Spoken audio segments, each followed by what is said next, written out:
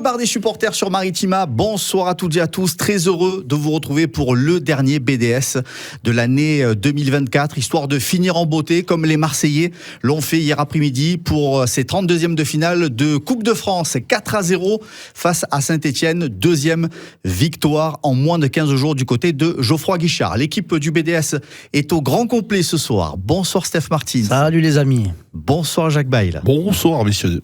Bonsoir Karim Attab. Bonsoir les amis.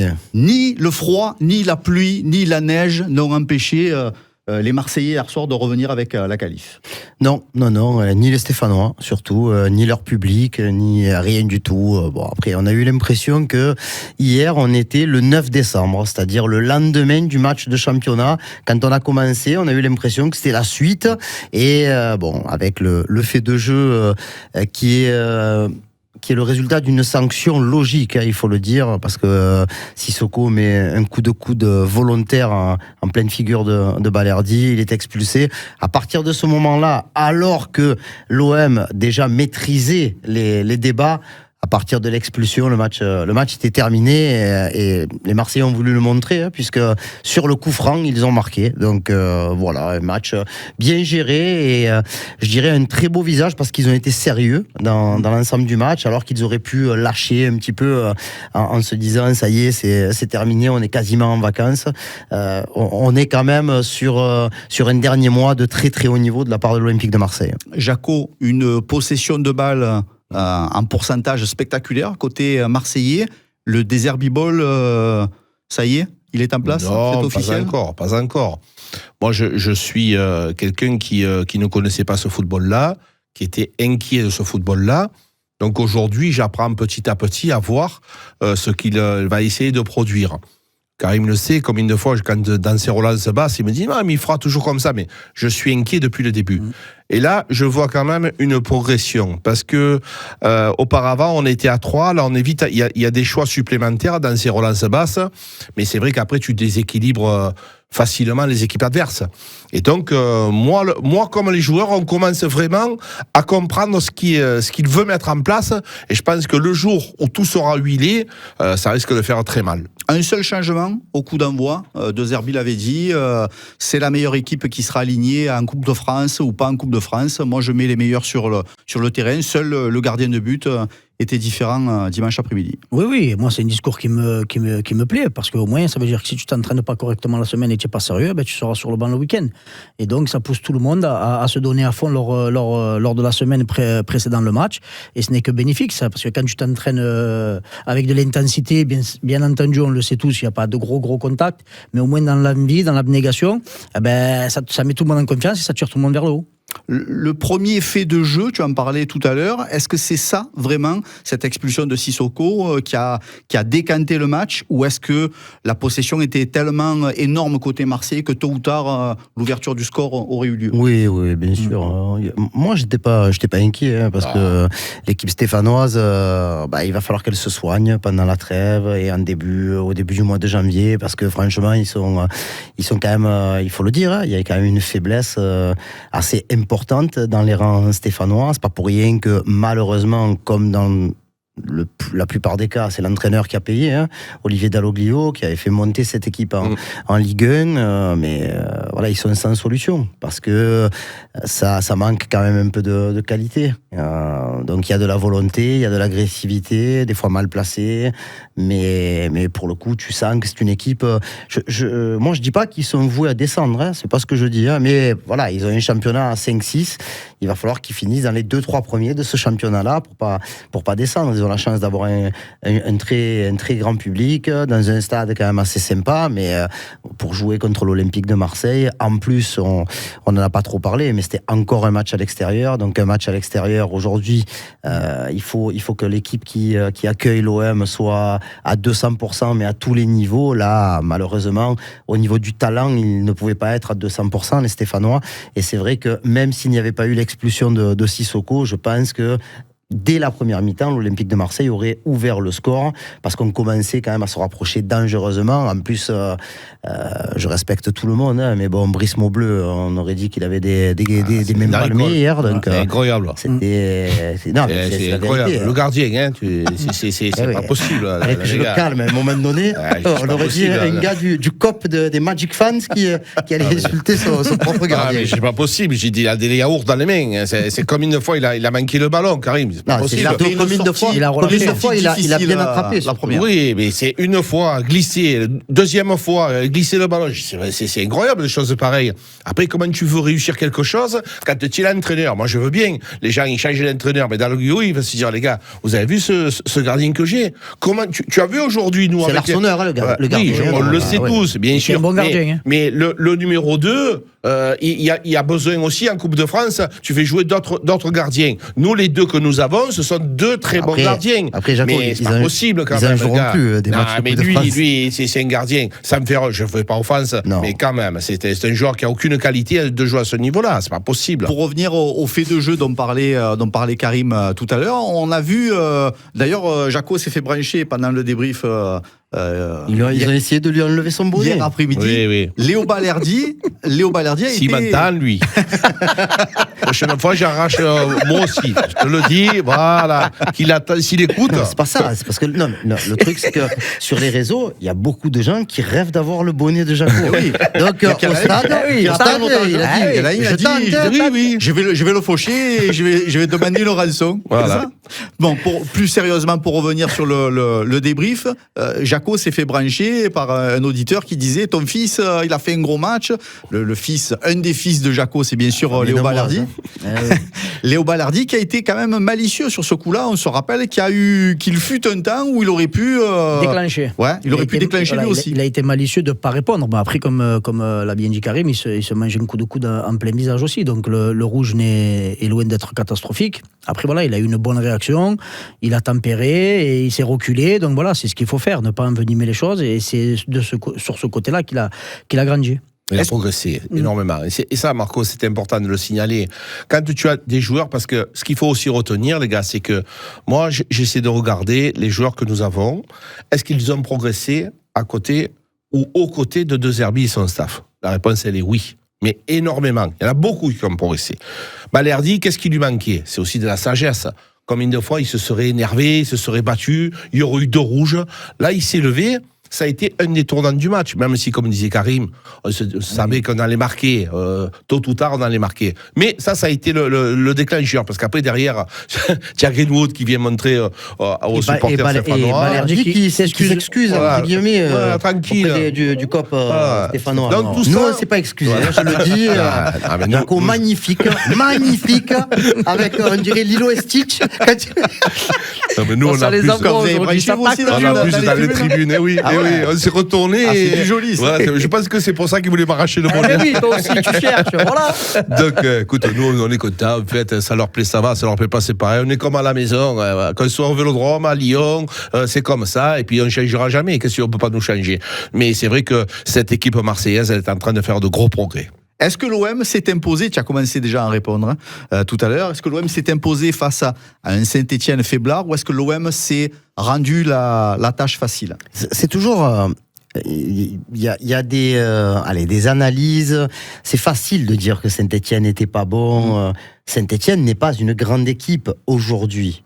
Voilà. Mais pour que Saint-Étienne soit autant en difficulté, il faut qu'il y ait une équipe qui, excusez-moi du terme, mais qui les mette à l'amende, quoi.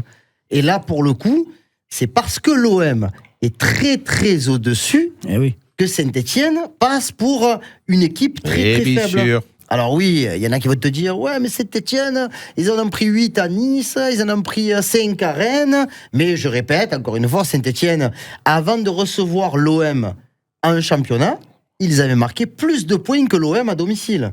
Donc, je rappelle que c'est la dernière équipe à avoir battu Lille, encore, en Ligue 1. Donc, il y a de quoi. Si tu viens lutter sur le même terrain que tu joues l'agressivité, que tu joues pas énormément au ballon, ils peuvent t'embrouiller. Et là, le fait que toi, tu les aies littéralement rendus fous, parce que bon, Au bout de 12 minutes, il y avait déjà 78% de possession. Oui. Tu finis le match à 80. Alors oui, l'OM était en supériorité numérique, d'accord. Mais bon, le fait que même à 11 contre 11, ils couraient déjà beaucoup, les Stéphanois. Et c'est ce qui a fait que ça a fait glisser certains esprits. Mais non. Saint-Étienne n'est pas la meilleure équipe de Ligue 1. Mais l'Olympique de Marseille est une des meilleures équipes de Ligue 1 et elle te fait déjouer. Je pense que l'explication, elle va plus dans ce sens-là. Après, les jaloux, les rageux, tout ça, ils vont te dire « Ouais, mais bon, il n'y avait rien à Saint-Étienne. » Ben ouais, rien, hein, c'est pas grave, hein, nous on s'en fout. Hein. Gros match des Marseillais, on l'a dit, on fait souvent le lendemain du match, le top 3, le flop 3, etc. Est-ce que vous êtes en mesure, est-ce qu'il y avait un flop d'ailleurs dans cette équipe marseillaise? Est-ce que vous êtes capable de sortir un top 3 de l'équipe? Ouais, tu as Enrique déjà, c'est le premier. Après, tu as Rongier fait encore un gros match, fait encore un très gros match. Et ouais, je vais mettre Rabiot. Et Rabiot qui a encore été exceptionnel, mais tu as Greenwood, tu en as 5-6. Et Balerdi. Ouais, mais bon, Balerdi, comme je l'ai dit hier, moi ce qui m'a gêné, c'est ces fameuses relances dans l'axe où je sais que c'est le jeu de De Zerbi, il n'y a pas de souci. Mais heureusement que c'est Saint-Étienne en face. Parce que si tu as Monaco, Paris ou Lyon avec la qualité offensive il a quand même, les gars. Attention, il y en a deux. Oui, mais il a quand même. Il a été exceptionnel. Non, c'est pas vrai. Il a quand même effacé un but. Quand même. Oui. Parce que le mec du tableau d'affichage, il avait déjà marqué 1 à 2. Il y avait déjà un bâton. Et à ça aussi, tu vois, c'est pas normal de te faire contrer à 10 contre 11 transpercé, de cette manière-là. Comme c'est pas normal de donner 2 occasions cadeaux dans tes 18 mètres avec ces relances hasardeuses. Je veux bien. C'est la façon de jouer. Situation, pas occasion. Hein, parce que ouais. Heureusement que l'avant-centre stéphanois vendange devant. Mais ça dépend qui tu as en face, c'est pas la même. Il faut, moi je pense qu'à un moment donné, on est trop exigeant. Alors, on a gagné 4-0 à Saint-Étienne, des fois. À ce moment-là, je crois qu'il n'y a qu'un 0 quand tu fais les 2 relances. À la fin, tu as gagné 4-0. Des fois, si tu veux, tu peux pas dire, par exemple, au coach, ouais, mais attention, la relance, peut-être qu'il aurait dû. Il va te dire, fils, j'en ai marqué 4-0, on est qualifié à Saint-Étienne, parce qu'il y a des gens qui ont perdu contre le National 3, National 2. Je connais quelqu'un, un entraîneur qui a mal à la tête, qui s'appelle Jean-Louis Gasset, hein, une Ligue 1, même s'il est dernier, il s'en est pris 4 au puits. Donc, c'est pas rien. Nous, on se rappelle, on a perdu contre Annecy, au stade de Vélodrome, on a perdu Cagnes-en-Roussillon, on va pas faire des donneurs d'exemple. Donc, ce match-là, oui, il y a des choses, mais heureusement qu'il y a des choses à améliorer. Il y a aussi, par exemple, les corners. Marco, les corners, on les tire souvent à 2, on le fait régulièrement. Là, le peu de fois où on a tiré, on a vu que Rabiot il a été auteur du but. On a su aussi tirer hors de la surface et on a vu que ça a permis à Luis Enrique de marquer un but. Donc je pense que ça aussi, le coach il peut s'en inspirer en disant voilà, ça on peut l'améliorer, ça on peut l'améliorer. On a amélioré sur les touches aussi, on est plus présent. Moi ça me choquait souvent quand celui qui avait le ballon, il savait pas où donner le ballon parce que il y a personne qui le demandait. Donc il y a des choses qui vont bien sûr, on va les ranger, mais on est loin d'être parfait. Mais on est quand même en train de s'améliorer. Avec un joueur qui est passé de paria il y a une saison ou deux à joueur indispensable, ce joueur c'est Luis Enrique. Ce côté droit lui va tellement bien désormais. Ouais, le côté droit, le côté gauche. Pardon, lui allait bien aussi. Non, il a franchi un cap, un vrai. Tu sens que, tu vois, c'est vraiment l'exemple type du mec qui a tout compris, je pense, du jeu de De Zerbi. Et quand tu comprends et que tu as les qualités pour pouvoir, parce que franchement, honnêtement, encore une fois, il y a beaucoup de gens qui disent ouais, mais bon, ça va, il court beaucoup, il y a une grosse préparation, que ce soit physique, psychologique, athlétique. Ça n'est plus du tout le même joueur, ça n'est plus l'avant-centre qu'on nous avait présenté quand il est arrivé et qu'il avait 18 ans, il a eu 23 ans. Le 14 décembre dernier, il est extrêmement décisif, il marque, il donne des passes D, parce qu'il ne faut pas oublier qu'hier, quand il y a 3-0, si tu regardes la feuille de stats, il y a 2 passes D de Luis Enrique, 2 différentes, la tête sur le but de Greenwood, le corner très bien frappé, comme l'a dit Jaco, pour le but de Rabiot, et il marque un but de Renard, puisque la frappe de Rongier, elle est contrée, il frappe au cage, comme si sa vie, elle en dépendait. Donc à un moment donné, voilà, je veux bien... Encore une fois, c'est pas le meilleur Brésilien de l'histoire du football, mais ça reste quand même un joueur qui est très très intéressant et qui, selon moi, a toujours une marge de progression, peu importe le poste dans lequel il évoluera. Et aujourd'hui, c'est vrai que Deserbi n'a pas répondu directement à cette question, mais je pense vraiment que c'est le joueur de l'effectif qui a le plus progressé au contact de Roberto Deserbi. Avec une confirmation, tu en parlais tout à l'heure, Valentin Rongier, désormais le patron au milieu de terrain, il évolue à côté de certains joueurs comme Højbjerg ou Rabiot, mais comme disait Deserbi en conf, celui qui met de l'ordre, c'est Rongier. Ah, c'est clair, depuis qu'il est revenu, tu es invaincu. Voilà, tu es invaincu, et après, il faut voir le nombre, les stats qu'il a lors de ces matchs-là. Là, on parle de Saint-Etienne, mais tu as Lens, tu as Monaco, tu as Lille, donc 3 quarts d'or de la Ligue 1, qui sont censés être tes concurrents directs pour les places qualificatives en Coupe d'Europe.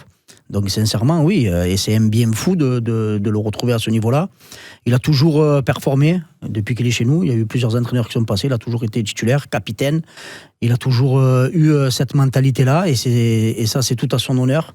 Même quand, à l'époque, Sampaoli ne comptait pas sur lui, il lui a montré par A plus B que voilà, quand il faisait appel à lui, il répondait présent, et il a fini par le réintégrer. Donc voilà, c'est un joueur, comme j'aime bien dire, de vrai professionnel, c'est-à-dire que tu n'entendras jamais un mot plus haut que l'autre, toujours à l'heure à l'entraînement, toujours à se donner à fond, toujours à regarder le collectif avant sa personne, et ça, c'est primordial d'avoir ce genre de joueur-là dans un groupe. Juste une petite question, les amis. L'OM a perdu à Strasbourg, a perdu contre le PSG, a perdu contre Auxerre. 0 minute pour Valentin Rongier sur ces 3 matchs. Voilà. Oui, voilà. Tu veux des stats? Eh oui, mais c'est grâce à notre fin de il a l'histoire. marqué, il a C'est bien la fin regardé. du BDS. Voilà. Je le savais. Je le savais. Écrit sur mes notes. Marco le tient. Camille, prends bien en photo. C'était Il la fin écrit du BDS, passez C'est une ça. belle soirée. La différence entre toi et lui, c'est que lui, il écrit tout. Quel côté? Voilà. Ah, j'ai fait la hyène, là. Pour revenir sur les constats statistiques ou pas, Kondogbia en défense centrale, Rongier qui redevient le patron au milieu de terrain, Rabiot un peu plus haut, Louis Cédric sur la droite, Neil Maupay dos au but. Est-ce que c'est le combo idéal désormais de Deserbi pour la suite des aventures? Oui, ça en fait partie. C'est une stratégie qu'il met en place. Moi, ce que je vois, c'est que cette équipe, elle évolue aussi différemment. Il y a des entrées avec des joueurs qui potentiellement apportent quelque chose de différent. Jonathan Rowe est rentré, il a apporté quelque chose de différent. Eli Wahi a à peu près le même rôle, mais n'est pas le même joueur que Neil Maupay. Mais cette équipe, effectivement, elle a quand même trouvé son équilibre comme ça. Voilà. Donc après, tu as une stratégie qui est mise en place, et quand l'équipe, elle tourne, elle ronronne comment? Quand il y a des automatismes. Et on est en train d'avoir de plus en plus d'automatismes. Et l'automatisme qu'il fallait trouver, c'était Kondogbia Balerdi. Ce sont 2 joueurs qui commencent à apprendre à jouer ensemble. Parce que les gens, ils me font rire quand ils disent « Ouais, mais Kondogbia ceci, Kondogbia l'autre ». C'est un joueur qui est performant. C'est un joueur qui a des qualités. Je ne sais pas si tu as vu sur ta feuille, ça doit être écrit 100% de stats de Geoffrey Kondogbia. Regarde bien, tu as bien écrit. Il a toutes les passes ont été réussies. Donc franchement, c'est quand même magnifique. Et les couvertures qu'ils font tous les deux, je me rappelle, des fois, ils se marchaient un petit peu dessus. Donc cette équipe, oui, elle commence à être très, très, très équilibrée. Le tirage au sort des 16e de finale a eu lieu. Ça sera finalement Lille. La revanche du serpent à plumes. Retour de Lille au Vélodrome pour un 16e. Pas simple du tout. Non, et ça sera le mardi 14 janvier à 21h au Vélodrome. Donc, ouais, moi je trouve que honnêtement, il y a des gens qui sont déçus. Moi, je ne le suis pas. Parce que je vois cette affiche de notre point de vue. Bien sûr, si tu sors, ça veut dire que tu auras une équipe qui est au-dessus de toi, qui t'a sorti. Par contre, si tu la sors, tu as un prétendant à la victoire finale qui regardera le reste de la compétition à la télévision. Donc voilà, je pense que Deserbi parlait encore hier après la conf d'après-match de la fin du match contre Lille qui lui restait en travers de la gorge. Donc je pense que l'OM va préparer ce match comme il se doit. J'espère, et je ne doute pas une seule seconde, que le public sera là pour encourager son équipe, parce que voilà, même si c'est un match le mardi soir, il fera peut-être pas soleil à 21h à Marseille non plus, eh bien, il y aura besoin de tout le monde. Mais avant ça, il y aura un match à jouer contre le Havre à domicile et un déplacement le samedi 11 janvier à Rennes au Rosenpark. Mais je pense quand même que, je sais pas, chaque année, on a l'impression que. Mais cette année, je me dis, ça peut pourquoi pas faire quelque chose de pas mal en Coupe de France, en Coupe d'Europe. Un 16e de finale à la maison, en tout cas, c'était la priorité. Oui, moi, c'est ce que je voulais et je rejoins Karim. Moi aussi, je suis très satisfait parce qu'au moins, tu ne pourras pas te faire piéger. À te dire, tu tapes une N3 ou une Nationale 2 et tu te reposes sur tes lauriers, tu te relâches. Donc voilà, au moins, tu es sûr de sortir un gros match. On n'a pas de Coupe d'Europe cette année, donc jouer Lille au Vélodrome dans un stade, je pense qu'il va être à guichet fermé pour un 16e de finale de Coupe de France. Moi, je te dis, sincèrement, dès que c'est sorti, j'ai dit que j'étais très satisfait de ce tirage-là. Certes, c'est le seul gros choc des tirages de la Ligue 1. Il y a Reims-Monaco qui est pas mal. Ouais, mais bon, je pense qu'un Olympique de Marseille-Lille, c'est au-dessus d'un Reims-Monaco. Mais voilà, après, si tu veux aller au bout et quand tu as l'envie d'aller la gagner, il ne faut pas tout le monde. J'espère qu'il n'y aura pas Willy Delageau sifflé. Tout ce que je demande. Voilà, c'est tout. Ni Benoît Bastier, ni Clément Turpin, ni les uns et les autres. Ouais, ça fait beaucoup. Jaco, si tu te projettes pour les prochains mois qui arrivent, tu te dis qu'on va vivre de jolies choses en 2025 ? Je pense et je l'espère, parce que je vois des choses qui me plaisent beaucoup. J'ai vu notamment les entrées des remplaçants et j'ai vu de la joie. J'ai vu un groupe, j'ai vu des gens, des copains qui ont vraiment un plaisir. Et on le dit, on le répète, le football c'est un jeu avant tout. Et quand tu prends du plaisir à jouer au football, c'est très très très important. Il y a aussi de la solidarité. Dès qu'il y a quelque chose, alors que quand il y a les buts, tout le monde le fait ensemble, mais dès qu'il y a un coup, tout le monde vient s'aider. Et avec ça, l'union fait la force, c'est pas moi qui l'ai inventé. Je pense que De Zerbi et son staff, il faut ne pas l'oublier, font du très très bon boulot au niveau médical, c'est très bien. Et ensuite, au niveau de la direction, parce qu'il y a aussi des gens performants, c'est qu'ils sont en train de mettre quelque chose en place d'important, ce que nous n'avions pas. Quand j'ai vu, c'est vrai que les gars, on avait Ribalta, aujourd'hui Benassia. On n'est pas là pour critiquer, on est juste là pour analyser et pour observer. Voilà, au niveau du charisme, au niveau de la prestance, au niveau des compétences, au niveau des connaissances footballistiques, il n'y a pas photo. Le travail est en train de se mettre en place. Tu sens que c'est costaud à tous les niveaux et c'est ça qui est important. Et quand tu as un organigramme solide, eh ben, généralement, derrière, ça tire droit, quoi. C'était le dernier BDS de l'année 2024. J'espère qu'on prendra, nous aussi, autant de plaisir qu'on en donnera à nos auditeurs. Merci de votre fidélité, en tout cas. Vous nous suivez tous les jours, du lundi au vendredi. Vous regardez les replays sur maritima.fr et également sur la chaîne YouTube Maritima Media. Vous suivez, bien évidemment, les aventures de Karim Attab et Jacques Bail pour les retransmissions de foot, les débriefs avec Enzo, à qui on fait un gros bisou, qui était le seul manquant pour ce soir. Merci beaucoup, Karim. Merci les amis, ça a été une belle année pour nous, parce que franchement on continue à avancer sur ce que l'on aime faire et on a beaucoup de retours positifs et encore une fois je vais le faire rapidement comme j'ai clôturé hier. Je pense à toutes les personnes moi qui sont en difficulté. Je fais encore un gros bisou à mon ami Sébastien Garguilo. Je pense à son papa, à Joseph, qui nous a quittés il y a quelques jours. Et je voudrais avoir une grosse pensée également pour celui que l'on appelait Pompe, ici à Martigues. Jean-Paul qui nous a quittés, qui a été un des premiers supporters vrais précurseurs à Marseille, à Martigues, pour supporter l'Olympique de Marseille. Donc voilà... On pense à toutes ces personnes, mais on embrasse tout le monde dans l'ensemble de la communauté, de l'amour autour de l'Olympique de Marseille et pas que. Oui, je vous remercie de m'avoir fait sur le rocking chair, moi, sur ce fauteuil que j'ai fallu basculer pendant toute l'émission. 25 minutes sur un rocking chair qui est... Rocking chair. Voilà, le fauteuil à bascule. Merci bon Jaco, merci Steph. Merci, pareil, un réel plaisir de parler de l'Olympique de Marseille avec de vrais amoureux. Voilà, je l'ai dit à plusieurs reprises, quand je viens ici, maintenant, je fais partie de la famille. Absolument. Et c'est un réel plaisir. Mais l'atmosphère et l'ambiance qu'il y a aujourd'hui était la même lors de ma première venue avec vous. Donc, et ça, c'est pas donné à tout le monde. Donc, un grand merci à vous pour ça. Et voilà, après je rejoins Karim, un merci à tout le monde, à tous ces auditeurs, auditrices, avec des messages bienveillants.